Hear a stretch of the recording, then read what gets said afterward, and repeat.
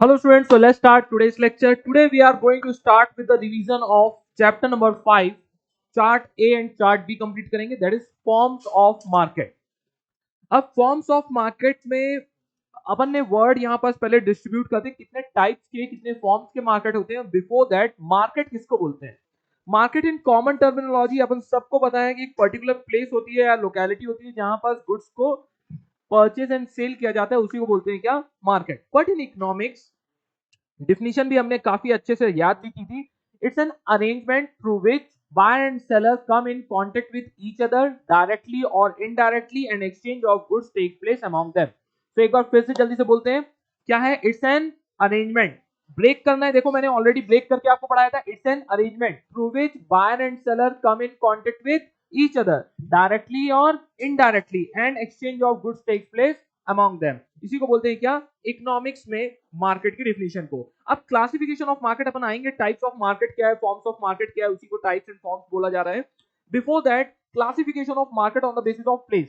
अब प्लेस कौन सा होता है? एक लोकल मार्केट जो आपका एरिया और रीजन में चलता है उसको बोलते हैं अपन लोकल मार्केट. नेशनल मार्केट जो कंट्री के बॉर्डर लाइन या कि बाउंड्री के अंदर चलता है उसको बोलते हैं क्या? National market. और इंटरनेशनल मार्केट वर्ल्ड वाइड जो ट्रेड करते हैं उसी को बोलते हैं अपन international market. On the basis of time very short period के लिए कुछ होता है जो कि फ्यू डेज के लिए रहता है या फ्यू वीक्स के लिए रहता है, उसको वेरी शॉर्ट पीरियड में टाइम काउंट करते हैं. किसको? मार्केट. कुछ कुछ गुड्स का मार्केट क्या रहता है? कुछ दिनों का या कुछ वीक का रहता है, इसीलिए उस गुड्स के लिए बोला गया है वेरी शॉर्ट पीरियड. सेकंड आता है शॉर्ट पीरियड के अंदर कौन सा आएगा? विद इन 1 ईयर का आएगा. उसको बोलेंगे अपन, वो गुड्स को, वो प्रोडक्ट के लिए बोलेंगे शॉर्ट पीरियड मार्केट है. लॉन्ग पीरियड मार्केट ऐसे गुड्स जिसमें फैक्टर्स ऑफ प्रोडक्शन क्या हो सकते हैं? ध्यान आ रहा है कुछ? मैं सब बोलते बस जा रहा हूँ.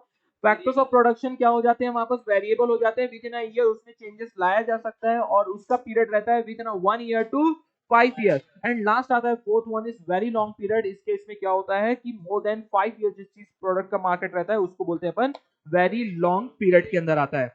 नेक्स्ट आते हैं परफेक्ट कंपटीशन के अंदर. सबसे इंपॉर्टेंट परफेक्ट कंपटीशन के अंदर price determination under the perfect competition. Before going ahead अपन समझते हैं कि परफेक्ट कंपटीशन किसको बोलते हैं बच्चों. परफेक्ट कंपटीशन देखो बच्चों, बुक से पढ़ो, यहां से पढ़ो. मैंने हर कंटेंट को यहां पास आपके लिए देखो डिफिनीशन एज इट इज लिखी हुई है. फिर उसके बाद आपका on the basis of market, region और एरिया. डोमेस्टिक मार्केट को ही बोलते हैं अपन नेशनल मार्केट. उसके बाद वर्ल्ड वाइड मार्केट को अपन इंटरनेशनल मार्केट. सप्लाई फिक्स्ड होती है. Price is determined by the demand. Few days और वीक्स के लिए रहता है. लेस देन 1 ईयर रहता है. ऑल फैक्टर्स ऑफ प्रोडक्शन क्या रहते हैं? वेरिएबल रहता है. 1 year to 5 year very long period. All inputs are variable. सिर्फ ऐसा नहीं है कि फैक्टर्स मतलब हर इनपुट्स वेरिएबल होगा. Very long period more than 5 years. On the basis of competition अभी हम वापस आते हैं. On the basis of competition, competition के बेसिस में देखा जाए तो कॉम्पिटिशन के बेसिस में मार्केट डिस्ट्रीब्यूटेड है. परफेक्ट, इम्परफेक्ट कॉम्पिटिशन में. इम्परफेक्ट के अंदर आपका कौन कौन सा आ जाता है? Monopoly, monopolistic and oligopoly. तो अपन पहले चालू करते हैं परफेक्ट कंपटीशन से. बच्चों बच्चों मेरे लेक्चर को कभी भी आप 1.5x या 2x पे कभी भी देखने का धोखा नहीं करना. ये रिवीजन लेक्चर है, इसमें अपन सारे पॉइंट्स को कवर कर रहे हैं. जिस स्पीड में है एटलीस्ट उसी स्पीड में आपने दोबारा सुन लिया तो भी बहुत हो जाएगा. हेडफोन वगैरह लगा के कहीं भी घूमते फिरते कहीं भी सुन लेने का. चलो आते हैं, फिर से आते हैं. अब परफेक्टली कॉम्पिटेटिव मार्केट, ये एक एकदम परफेक्टली कॉम्पिटेटिव मार्केट है जहां पास very large number of buyer and seller दोनों एग्जिस्ट करते हैं. Large number of buyer and seller exist करते हैं. सबसे मेन इंपॉर्टेंट है किसके अंदर का कंटेंट? हमारे परफेक्ट कंपटीशन के अंदर. आइडियल एंड इमेजिनरी कांसेप्ट है. ओके. और both buyer and seller possess the perfect knowledge about the market. इसके अंदर क्या है? What are the features of perfect competition? बताओ बच्चों, फीचर्स क्या है? Large number of buyer, large number of seller, large number of buyer. Free entry exist, homogeneous product and single price. फिर आता है perfect knowledge and perfect mobility of factor of production. No transportation cost या कि no intervention of government. No transportation cost को अपन अपन बोल देते हैं कि क्या है, उसको इग्नोर करने का. क्या लिखा हुआ बताओ? नहीं बताओगे? अब अरे नहीं, इसको एक्रोनिम की जरूरत नहीं है. नो ट्रांसपोर्टेशन कॉस्ट को, नो ट्रांसपोर्टेशन कॉस्ट की जगह क्या लिखा है?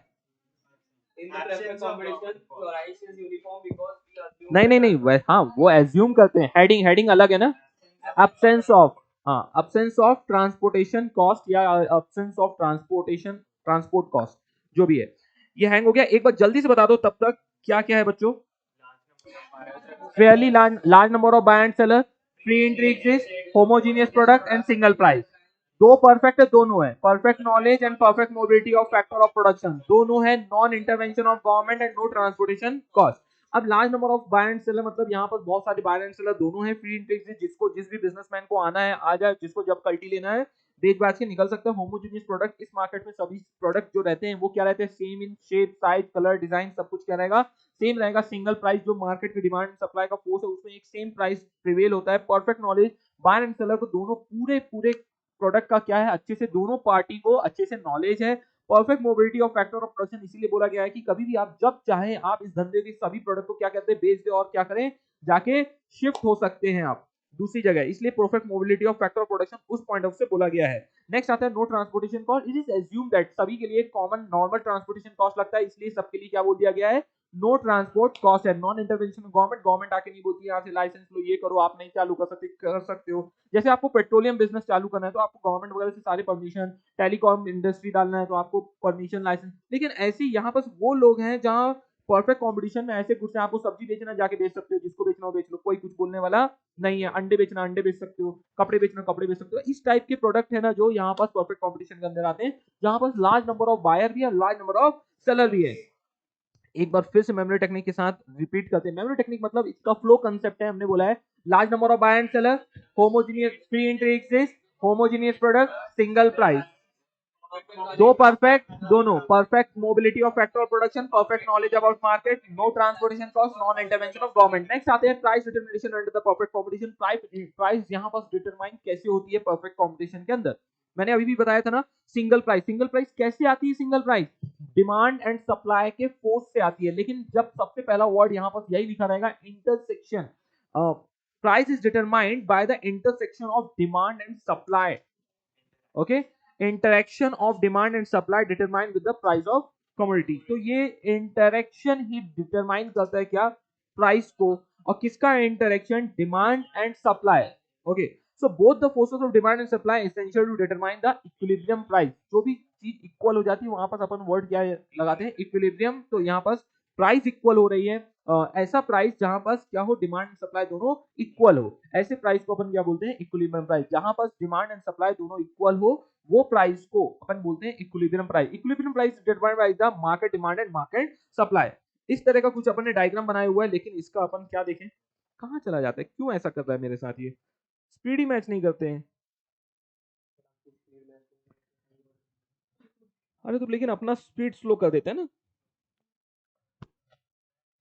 अरे इसका नए पुराने से प्रॉब्लम नहीं है भाई, ये गूगल को जाके बोलो अपने प्रोडक्ट ठीक से बनाया. अभी मजे लेने, माइक्रोसॉफ्ट का प्रोडक्ट है क्या, माइक्रोसॉफ्ट को बोलो. चलो चलो आ जाओ.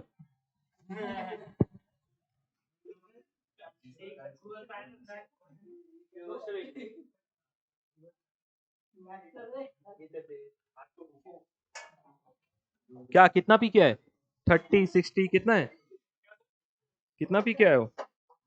अरे पहली बेंच में 8 10 लोग को बैठ जाना है क्या, पूरी और बची है ना बेंचेस, बैठ जाओ. इधर आओ बच्चों, ये देखो यहाँ पास आपको दिख रहा है प्राइस डिमांड एंड सप्लाई. तो प्राइस पर्टिकुलर पहले 100 थी, 100 से क्या हो गई, इंक्रीज हो गई. तो डेफिनेटली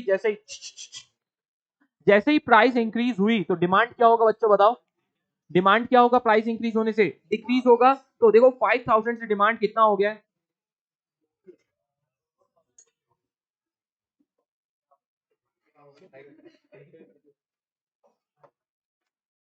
ठीक है. सो प्राइस जब 100 थी, जब 200 आई तो डिमांड क्या हो गया, 5000 से कितना आ गया, 4000 आ गया. लेकिन सप्लाई क्या होता है, जैसे क्या चाहिए आपको,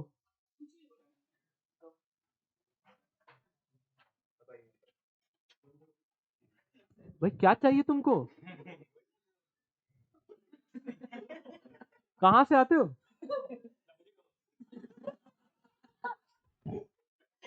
और तुम्हारे जैसे कहां से आते हैं, ऊपर से नीचे.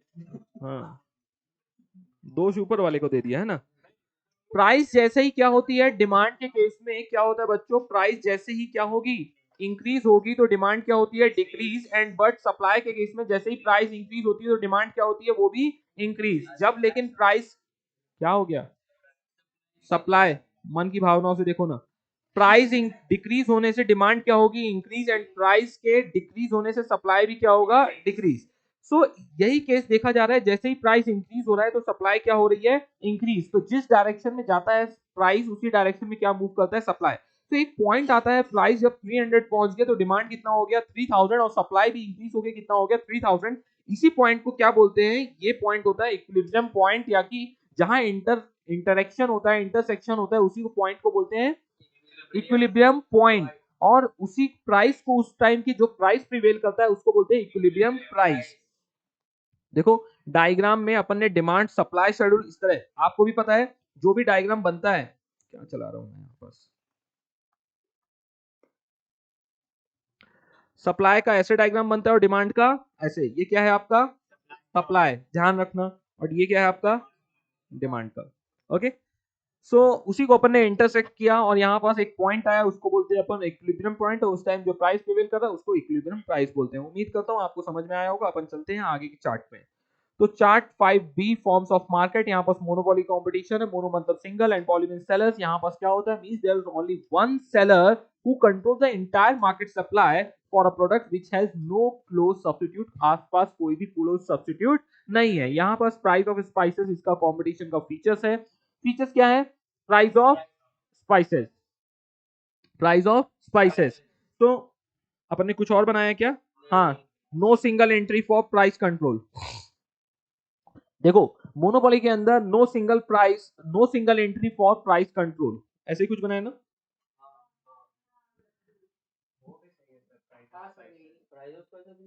प्राइस ऑफ स्पाइसेस सही नहीं है,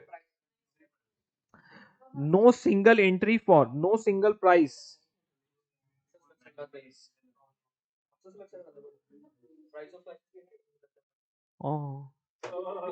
ठीक है, चलेगा, जिससे भी करने का है। देखो प्राइस मेकर यहाँ पास क्या रहता है, जो भी इसका सप्लायर है इस गुड्स का, वही क्या डिसाइड करता है, प्राइस डिसाइड करता है। सिंगल सेलर, क्योंकि यहाँ पास क्या रहेगा, मोनोपोली कंपटीशन के अंदर सिंगल सेलर रहेगा, वही करता है प्राइस डिस्क्रिमिनेशन। ये जब चाहे, जिसको चाहे, जिस भी रेट में देना चाहे, तो ये अलग अलग प्राइस अलग अलग इंसान को दे सकता है। No distinguish between form and industry. यहाँ पास मोनोपोली जो रहता है, ऐसा नहीं है फॉर्म का अलग है इंडस्ट्री का अलग है, यहाँ पास एक ही मोनोपोली रहता है। नो क्लोज सब्सिट्यूट, इसके आसपास कोई भी भटकता नहीं है। एंट्री बैरियर, कोई भी आके इसके अंदर घुस नहीं जाता। यहाँ पास उनको क्या लगता है, परमिशन, लाइसेंस, सब चीजें लगती हैं और किसी को आने नहीं दिया जाता, इसीलिए इसको मोनोपोली बोला गया है। लीगल कंट्रोल रहता है, and control over market supply. Definitely इसको जितना चाहे, जब चाहे, आप जितना चीखना चिल्लाना चाहो, जितना इसको सप्लाई करना होगा उतना करता है। ये पूरा कंट्रोल करता है किसके, मार्केट सप्लाई के ऊपर।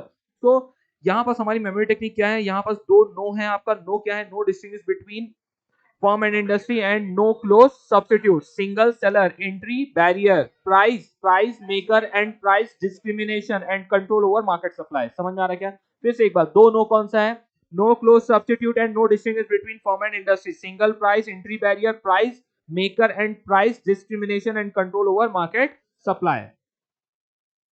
price maker and price discrimination, single seller। तो no single entry for price control, no single entry, एक भी एंट्री नहीं है। देखो देखा जाए तो मेमोरी टेक्निक उससे रिलेटेड है। यहाँ पास नो सिंगल एंट्री बोला गया है, एक भी सिंगल एंट्री नहीं है। किसके लिए, प्राइस कंट्रोल के लिए। प्राइस कंट्रोल कौन करेगा, एक ही इंसान करेगा। There is no single entry for price control. No क्या है, एक बार बोल दो, दो नो है यहाँ पास। No substitute and non intervention of government, single seller, entry barrier, price में, क्या बोल दिया मैंने, कुछ और बोल दिया क्या, no close substitute and no distinguish between form and industry, single seller, entry barrier, price maker, price discrimination, control over market supply। ठीक है, एक बार और बोलना है, क्या है ये, no, no close substitute, non inter, no distributive form industries. तुमको क्या हो रहा है, ठीक है, आराम से। फर्स्ट टू नो बोलते हैं, क्या है, no close substitute and no distinguish between firm and industry, single seller, entry barrier, price maker, price discrimination, control over market supply. Done. Next आते हैं, wow, one of the most important, monopoly competition के types क्या है, public, private, joint, simple, legal, natural, discriminating. लेकिन यहां पास types of demand क्या है, direct, indirect, joint, composite, competitive. ध्यान रखना दोनों में डिफरेंस है। टाइप्स क्या है? Public, private, joint, simple, legal, natural, discriminating. Okay. अब पब्लिक, अभी ध्यान से सुनते जाना। अच्छा, इसके बारे में बता दिया ना, अब पब्लिक मोनोपोली के बारे में सुनते जाओ। पब्लिक मोनोपोली जैसे टाटा ग्रुप है, वहां पर बोल रहा है कि एक एक खुद का इंस्टीट्यूशन है, वही अपना मोनोपोली अपने उसमें कंट्रोल करता है। प्राइवेट पब्लिक मतलब गवर्नमेंट, सॉरी, प्राइवेट मतलब टाटा का आएगा, वहां पास क्या होता है कि प्राइवेटली वो अपना मोनोपोली क्रिएट करके रखे हैं। पब्लिक के अंदर जैसे इंडियन रेलवे आ जाएगा, वो अपना कंट्रोल करके रखे हुए हैं, वहां पास किसी को एंट्री नहीं दिया जाता है। ज्वाइंट और वॉलंटरी क्या होता है? यदि बहुत सारी कुछ इंडस्ट्री या कुछ जो इंडस्ट्री फील्ड के लोग हैं, जैसे सीमेंट फैक्ट्री एक साथ आ जाए वॉलंटरली और अपना एक प्राइस वो एक क्रिएट करने लगे, मोनोपोली क्रिएट करने लगे कि इसी प्राइस में बस प्रोडक्ट को बेचा जाएगा, उसको बोलते हैं वॉलंटरली मोनोपोली। सिंपल मोनोपोली इसमें क्या होता है कि एक सिंगल प्राइस जो रहता है सभी को बेचा जाता है, उसको बोलते हैं सिंपल मोनोपोली। इसी के कंपैरिजन में क्या बोला जाता है? Discriminating monopoly. क्या बोलते हैं कि डिफरेंट सेम प्रोडक्ट को डिफरेंट प्राइस में डिफरेंट डिफरेंट पीपल को बेचा जा रहा है, उसको बोलते हैं डिस्क्रिमिनेटिंग मोनोपोली। लीगल मोनोपोली जो कि आपका पेटेंट, कॉपीराइट, ट्रेडमार्क इनसे क्रिएट किया जाता है, उसको लीगल मोनोपोली बोलते हैं। नेचुरल मोनोपोली जो भी एरिया कंडीशन, नेचुरल कंडीशन के कारण क्रिएट होता है, जैसे आपके नासिक में ग्रेप्स होगा और नागपुर में ऑरेंज होंगे, फिर बनाना होता है भुसावल में, इसी तरह राइस होता है छत्तीसगढ़ में। This is the way place या नेचुरल नेचुरल कंडीशन के कारण जो मोनोपोली क्रिएट होती है, उसको बोलते हैं नेचुरल मोनोपोली। डिस्क्रिमिनेटिंग बता दिया, सेम प्रोडक्ट के लिए different different prices different different लोगों को चार्ज किया जाए, उसको बोलते हैं डिस्क्रिमिनेटिंग मोनोपोली। तो इस तरह हमारा कंप्लीट होता है। एक बार फिर से मेमोरी टेक्निक बोल दो। टाइप ऑफ, अरे ध्यान है कुछ की मैं बोल गया बस, ध्यान है ना? ठीक है, फिर से आते हैं, बताओ types of monopoly competition. Public, private, joint, simple, legal, natural, discriminating. अच्छा, फीचर्स क्या है मोनोपोली कंपटीशन के? नो, किसी को याद नहीं आ रहा है? No single entry for price control, no single entry for price control, no no close substitute, no distinguish between firm and industry, single seller, entry barrier, price maker and price discrimination, control over market supply. Okay,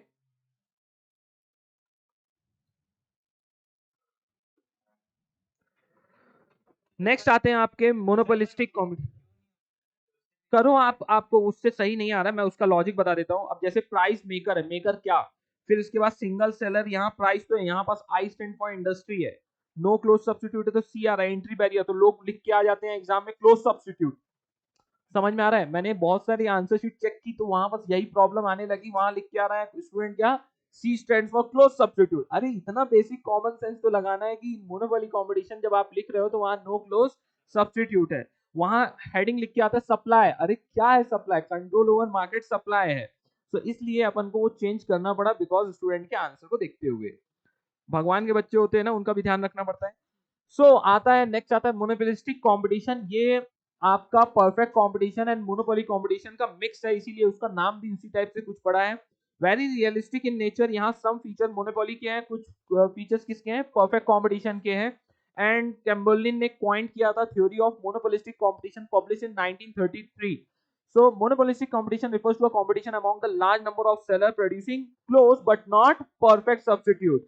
यहाँ पर जैसे हर कोई car बना रहा है, लेकिन सब अलग अलग टाइप के अपने अपने फीचर बताते हुए, मैं मजबूत हूँ, मेरे फीचर में अच्छा है, मैं हैंग हो जाता हूँ, मैं चाइना वाला हूँ, अलग अलग टाइप का बनाते हैं, है ना? इसी तरह मोबाइल है, मोबाइल बोलते हैं कि मेरा 1 साल चलता है, मेरे में 200 मेगापिक्सल का कैमरा है, एक बोलता है कि मेरा 200 मेगापिक्सल है लेकिन मेरा 100 मेगापिक्सल है, लेकिन 300 मेगापिक्सल से भी बेटर है, ये प्रोसेसर वो प्रोसेसर। लेकिन बेच क्या रहे हैं अल्टीमेटली? मोबाइल फोन ही बेच रहे हैं, लेकिन सब अपने आप को डिस्क्रिमिनेट करके बताते हैं, इसीलिए इसको बोला गया है। इसकी मेमोरी टेक्निक क्या है? बाद में आते हैं। Seller A B C D E F भी है क्या? नहीं है ना? क्या? नहीं नहीं, अच्छा ठीक है। चलो सबसे पहले बोलते हैं Fairlie large number of seller. यहाँ पास क्या है? नंबर ऑफ सेलर क्या है? सफिशिएंट है। Large number of buyer, buyer भी क्या है सब प्रोडक्ट के लिए? बहुत सारे। सेलिंग कॉस्ट, यहाँ पास कॉस्ट कंसेप्ट क्लोज है। यहाँ पास कॉस्ट कंसेप्ट क्लोज क्या क्या है, कौन कौन बताएगा? Selling cost, concept of group and close substitute. अब सेलिंग कॉस्ट के लिए क्या बोला गया है? कॉस्ट ऑफ प्रोडक्शन वगैरह के बारे में बताया गया हुआ है आपको। इधर आओ,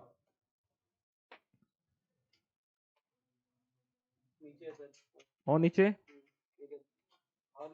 और नीचे लास्ट में दिया है ना इसको। हम्म पहले सबसे पहले कॉस्ट से देखो, सेलिंग कॉस्ट पेक्यूलियर क्या है, मोनोपोली क्या है, इसको चाहिए ऐसे क्यों करता है मेरे साथ।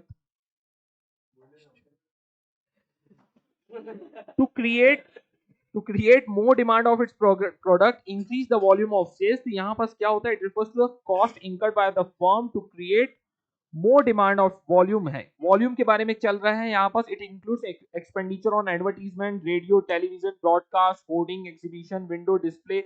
तो यहाँ पास बोल रहा है सेलिंग कॉस्ट के बारे में बात कर रहा है कि जितनी ज्यादा सेलिंग कॉस्ट जो इनकर्ड करेगा तो वहां पास उसकी उतनी अकॉर्डिंगली क्या होती है, सेल होती है।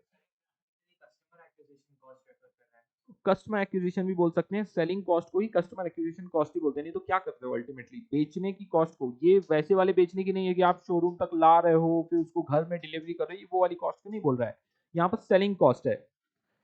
सो यहाँ पास आपका हो गया पर demand of its product and increase the volume of sales के लिए क्या करना पड़ता है, ये सेलिंग कॉस्ट को इनकट करना पड़ता है। और ये कौन कौन सी कॉस्ट है उसके बारे में लिखा हुआ है, क्लोज सब्स्टिट्यूट। यहाँ पास कंसेप्ट ऑफ ग्रुप के बारे में बात करना था हमको। कंसेप्ट ऑफ ग्रुप क्यों बोला गया है, क्या यहाँ पास place of industry, industry means number of firm producing the identical product but not the exactly same. A group means a number of firm producing a differentiated product which are closely related. लेकिन जैसे उसमें बोला गया telecom, petrol, ठीक है लिख दिया होगा, पेट्रोल लिखना होगा बेचारे का, छोड़ दो। हम्म?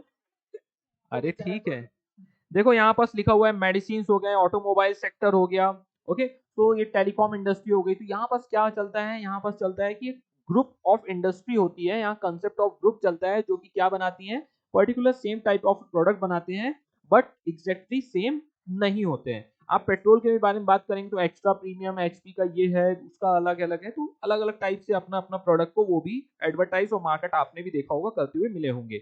कॉस्ट कंसेप्ट क्लोज, क्लोज क्या है, सब्स्टिट्यूट है डेफिनेटली। ये क्या है, मोनोपोलिस्टिक कंपटीशन के अंदर goods have close substitute but not एक परफेक्ट सब्स्टिट्यूट, उसका नहीं होता है। जैसे सोप हो गया, टूथपेस्ट हो गया, कार, सब मतलब बहुत सारे प्रोडक्ट्स हैं यहाँ पास पूरे, मतलब जितने भी प्रोडक्ट है, चाहे एसी हो, प्रोजेक्टर हो, फैन हो, क्लॉक हो, वॉच हो, कंप्यूटर हो, जितनी भी चीजें आप देख रहे हो, सब चीजों में क्या चल रहा है यहाँ पास, बहुत ही इसीलिए बोला गया है ये बहुत ही रियलिस्टिक इन नेचर है और यहाँ पास अप्लाई होता है। फिर नेक्स्ट कौन सी बात में बात कर रहे थे हम लोग, आ जाओ बच्चों। फिर नेक्स्ट आता है कंसेप्ट ऑफ क्लोज सब्स्टिट्यूट गया, प्रोडक्ट डिफरेंशिएशन। हर हर कंपनी क्या कर रही है, अपने प्रोडक्ट को डिफरेंट बताने के लिए कुछ ना कुछ अपना अलग अलग तरीके से अपने आप को स्टैंड आउट करने की कोशिश कर रही है। और यहाँ पर फ्री इंटेक एग्जिस्ट है, जिसको भी आना है, आपको भी कल से मोबाइल बनाना है तो कोई प्रॉब्लम नहीं है, थोड़े बहुत आपको टाइप्स करने पड़ेंगे लेकिन कोई लाइसेंसिंग में कोई प्रॉब्लम नहीं है, आप भी बना सकते हो। मेक इन इंडिया का कंसेप्ट तो चल ही रहा है, तो फ्री एंट्री भी है और साथ में एग्जिट भी है, जैसे माइक्रोमैक्स हो गया and spice mobile and all, बहुत सारी कंपनी थी जिनको जाना था तो उनको निकलना था तो निकल लिए, लेनोवो भी निकल लिया, ओके। सो इसी तरह नोकिया भी जी, कुछ लोग को निकाल दिया गया, कुछ लोग निकल गए, ऐसे ही होता है अल्टीमेटली। सो नेक्स्ट आते हैं अपन मेमोरी टेक्निक में बात करते हैं, seller A B C D E. तो what are the feature of monopolistic competition, seller A B C D E, fairly large number of seller, fairly large number of buyer. C क्या है, cost concept close, cost is selling cost, concept of group close, close substitute, okay. D is a product differentiation, free entry, exit, okay. ध्यान रखना यहाँ पास free entry exit है, इसीलिए मैंने यहाँ पास F लिखने की भी कोशिश किया, नहीं तो no, no entry, entry barrier कुछ भी लिख के आ जाओगे, ई स्टैंड फॉर, क्योंकि आपके मन में तो कुछ भी आ सकता है ना, आप इंसान हो। तो एक बार और बोल देते हैं, seller A B C D E, seller fairly large number of seller, fairly large number of buyer, cost concept close, cost selling cost, concept of growth, close substitute, okay. फिर आता है आपका price, product differentiation, product differentiation and free entry exit. मैं वही बोल रहा हूँ ना, आप क्या हो गया ना, धीरे धीरे इतनी ज्यादा मेमोरी टेक्निक ऐसे नहीं होले टाइप करने का, कहीं का उठा के कहीं भी कुछ भी लगा दूं, हाँ। सो ध्यान रखो, बहुत ध्यान से पढ़ना पड़ेगा। चलो यहाँ पास से हमारा यहाँ तक हुआ है, चलो सबसे पहले परफेक्ट कॉम्पिटिशन की फीचर बताओ, large number of buyer and seller, free entry exit, homogeneous product, single price, दो परफेक्ट, दोनों perfect knowledge and perfect mobility of production, दोनों no intervention of government and no transportation cost. फिर बात करते हैं अपन मोनोपोली कंपटीशन के अंदर, no single entry for price control, no single entry, no close substitute, no distinguish between firm and industry, single seller, entry barrier, price maker and price discrimination and control over market supply. Next आता है types of monopoly competition, public private joint, simple legal natural discriminating. Next आता है monopolistic competition, seller A B C D E, seller fairly large number of seller, fairly large number of buyer, selling cost concept close. Cost concept क्या है? Cost, selling cost, concept of group and close substitute. Okay फिर आता है D product differentiation, E and free entry and exit. अब बचता है हमारा क्या? ओलिगोपोली. ओलिगो मतलब फ्यू रहते हैं, यहाँ पास क्या है? मोनो मतलब सिंगल रहा, ओलिगो और यहाँ पास के लिए कुछ नहीं बोला गया है. यहाँ पास क्या था? मोनोपोलिस्टिक कंपटीशन में sufficient number of buyer and seller दोनों रहते थे. यहाँ पास ओलिगो मतलब फ्यू बायर हैं, फ्यू सेलर हैं, इसीलिए ओलिगोपोली बोला गया है. Market where there are few firm seller in the market producing either homogeneous और डिफरेंशिएटेड प्रोडक्ट. अभी इसके अंदर बहुत से फ्यू मतलब 3 4 5 इंडस्ट्री आ जाएंगे, जैसे यहाँ सीमेंट इंडस्ट्री आ जाएगा, टेलीकॉम इंडस्ट्री आ जाएगा, आपका कार मेकिंग कंपनी आ जाएगा, जिसको आप फिंगर्स में काउंट कर सकते हो. उन सब फर्म्स को यहाँ पर घुसेड़ दिया गया है. सो यहाँ पर क्या क्या आ रहा है? कहाँ गई 7th चैप्टर? नेशनल आएंगे, उसके पास भी आएंगे, इतनी जल्दी क्यों है?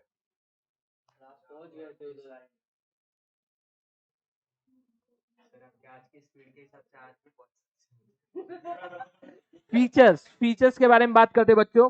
फीचर्स क्या है? Uncertainty, advertising, few forms of sellers, interdependence, lack of uniformity and entry barriers. तो अनएडवर्टाइजिंग फाइल है. अनएडवर्टाइजिंग मतलब एडवर्टाइजिंग है. अन क्या है? Uncertainty, advertising. File is a few firms and seller. Logically याद रखो, अरे संभालो पड़ोसी को. तो few firms and seller I interdependence है, एक दूसरे के ऊपर क्या रहता है? प्राइस एंड चीजों के लिए डिपेंडेंस रहता है. एक ने एडवर्टाइज किया, कोको कोला का एडवर्टाइज आया तो पेप्सी अपने आप तुरंत करने लगता है. तो इन सब को बोला जाता है. एंड फिर lack of uniformity. Lack of uniformity मतलब सब कुछ सेम ही है, सब कुछ ओके, यूनिफॉर्म नहीं है सर, यूनिफॉर्म नहीं आएंगे. एंड लास्ट आता है एंट्री बैरियर. इस फील्ड में अपन क्या करते हैं? हाँ बराबर बच्चा आपका. इसमें क्या है? एंट्री बैरियर है. एंट्री बैरियर मतलब कोई भी फर्म इसके अंदर आके घुस नहीं घुस सकता, एंट्री बैरियर है. तो सबसे पहले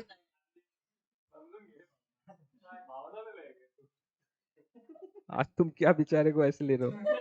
few farmer seller dominate the market. देखो इसके अंदर फ्यू सेलर्स रहते हैं जो क्या करते हैं? पूरे मार्केट को डोमिनेट करते हैं. इंटरडिपेंडेंस मतलब एक के एक्शन के ऊपर कॉम्पिटिटिव जो रहता है वो दूसरा अकॉर्डिंगली. जैसे आपने एयरटेल को ऑब्जर्व किया होगा, जियो ने जैसे मार्केट एंटर किया, प्राइस डाउन किया, सडनली उसने क्या कर दिया? अपना भी प्राइस डाउन किया. और जैसे ही जियो ने अपना इंक्रीज किया, एयरटेल ने भी अपना बाद में धीरे धीरे से इंक्रीज कर लिया. तो वो क्या है? पूरा का पूरा मार्केट इंटरडिपेंडेंस है. एडवर्टाइजिंग मतलब क्या है? एडवर्टाइजिंग यहाँ पर क्या है? प्रोडक्ट क्या दिया जा रहा है? यहाँ पर सेम दिया जा रहा है. सीमेंट खरीदो तो सेम मिलेगा, पेट्रोल खरीदो तो सेम मिलेगा, राइट. टेलीकॉम इंडस्ट्री में सेम बात होने वाली है, राइट. किसी और से बात नहीं होगी. लेकिन यहाँ पर अपने आप को डिफरेंशिएट किससे किया जा रहा है? एडवर्टाइजिंग से. Advertising is powerful instrument in hands of oligopolist. तो firms under oligopoly can start aggressive and attractive advertising campaign. देखते हो कोका कोला एंड पेप्सी में सबसे ज्यादा क्या होता है? Happiness and all. Coca Cola Pepsi अपना अलग खुशियां, दिल मांगे मोर एंड ऑल.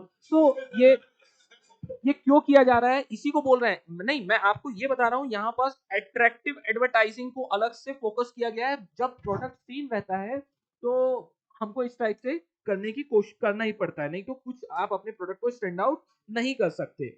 नेक्स्ट आता है entry barrier. Definitely face certain entry barrier, जैसे गवर्नमेंट लाइसेंस, टेलीकॉम इंडस्ट्री हो, सीमेंट हो, आप जाके नहीं लगा सकते हो, आपको परमिशन लेनी पड़ेगी. Lack of uniformity. यहाँ lack of uniformity among the firms. हाँ यहाँ बस ये इसलिए बोला गया था इन देयर साइज के लिए है, तो वहां भी लिख लेना. यहाँ साइज के लिए बहुत ज्यादा बोला. Some firms are small while others may be in bigger size. इसी तरह जैसे आप देखते हो कंट्री के अंदर स्टील मैन्युफैक्चरर कौन है? एक टाटा है, जिंदल स्टील है, ठीक है. उसके बाद आप बहुत ही जो भी मार्केट में प्लेयर है वो क्या है? बहुत स्मॉल है. अनसर्टेनिटी के बारे में बात करें तो बोल रहा है definitely considerable element of uncertainty in this type of market due to different behavior pattern. Rivals may join the hands and cooperate, may try to fight each other. तो either क्या हो सकता है? एक दूसरे से हाथ मिला करके क्या कर सकते हैं? आपकी बजा सकते हैं, नहीं तो क्या हो सकता है, आपस में खुद लड़ाई करेंगे और आपको उसका ज्यादा बेनिफिट मिलेगा, जैसे आप जियो एंड एयरटेल के केस में आपने देखा। तो अल्टीमेटली क्या हुआ, देश के बच्चे बच्चे के पास मोबाइल, तो मोबाइल साथ में इंटरनेट पहुंच गया, जबकि उन्होंने मोबाइल नहीं बेचा, बेचा क्या उन्होंने, इंटरनेट डेटा बेचा, तब भी सबके हाथ में क्या पहुंच गया, मोबाइल। तो ज्वाइंट डिमांड यहाँ नहीं रही, ज्वाइंट नहीं, कॉम्प्लीमेंट्री बोलना है इसको, एक ही होता है, ठीक है भाई। लेकिन ज्वाइंट में ज्वाइंट के लिए क्या बोला गया है वहां पर, बहुत ही ज्यादा एक साथ, बहुत ज्यादा, जैसे टी के साथ क्या लगता है, बहुत सारे एक्टिविटी आते हैं, यहाँ पर सिर्फ दो, अरे दो है, तो तुम वहां पास कॉम्प्लीमेंट्री एंड सब्स्टिट्यूट को दोनों को मत ला देना, कॉम्प्लीमेंट्री सब्स्टिट्यूट एक दूसरे को कॉम्प्लीमेंट करते हैं, एक दूसरे को सब्स्टिट्यूट करते हैं।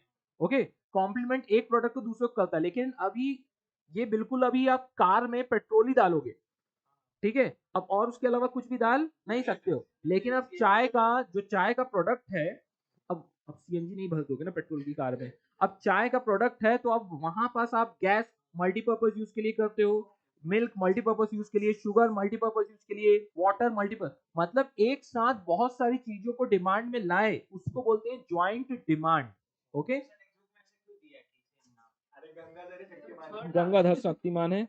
तो एक बात समझ में आया आपको सारे कंसेप्ट, अभी आ जाओ फिर से वापस। सो अनएडवर्टाइजिंग फाइल में क्या है, क्या है, अनसर्टेनिटी है, क्योंकि यहाँ पास क्या है, कोई किसी से एक दूसरे से लड़ाई कर सकता है, नहीं तो एक दूसरे से हाथ और गले मिला के अपना एडवर्टाइजिंग, यहाँ पास एट्रैक्टिव एडवर्टाइजिंग बहुत मेजर इंपॉर्टेंट रोल प्ले करती है, उसके अकॉर्डिंगली अपने आप को अब वो डिफरेंशिएट कर पाते हैं और मार्केट में स्टेब्लिश हो पाते हैं। फ्यू फर्म्स एंड सेलर बहुत कम है, इंटरडिपेंडेंस, एक दूसरे की एक्टिविटी पे ध्यान रखते हैं और अकॉर्डिंगली अपने बिजनेस में एक्शन लेते हैं। लैक ऑफ यूनिफॉर्मिटी, यहाँ पर साइज में क्या होता है, सभी कंपनी में डिफरेंस है, जैसे आज की डेट में साइज किसकी कम हो गई है, कौन है, बचा है कि चला गया, VI, Vodafone idea. Okay, and entry barrier, definitely कुछ लाइसेंस, गवर्नमेंट लाइसेंस की जरूरत पड़ती है। अनएडवर्टाइजिंग फाइल, एक बार बोलो, uncertainty, advertising, few firms and seller, interdependence, lack of uniformity and entry barriers. Okay, ध्यान रखना। So this way we have completed this chapter, hope you all remember this। So that's it for today, see you all in the next lecture, take care, bye bye।